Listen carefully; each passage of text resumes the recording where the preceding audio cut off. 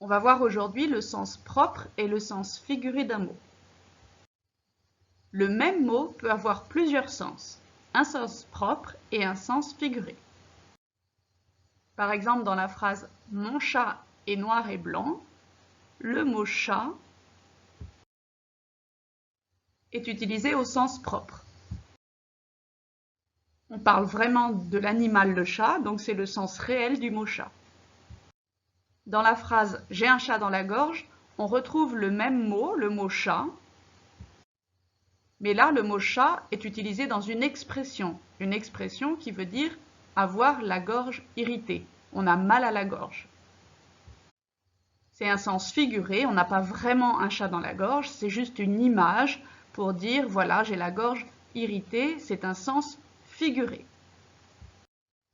Dans la phrase « J'ai dessiné un gros cœur rouge », le mot cœur est utilisé dans son sens réel, son sens propre. On parle vraiment de la forme le cœur.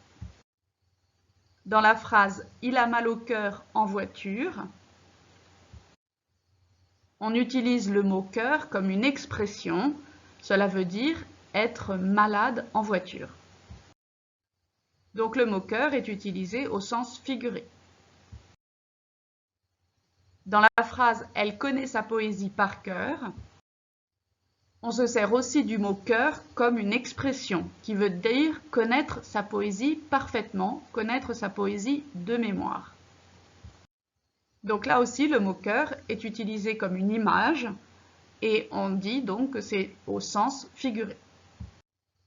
Tu dois donc retenir qu'un mot peut avoir plusieurs sens, un sens propre et un sens figuré.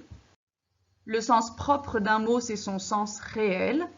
Et le sens figuré, c'est un sens imagé. On utilise le mot comme une image dans une expression. Voilà, à bientôt!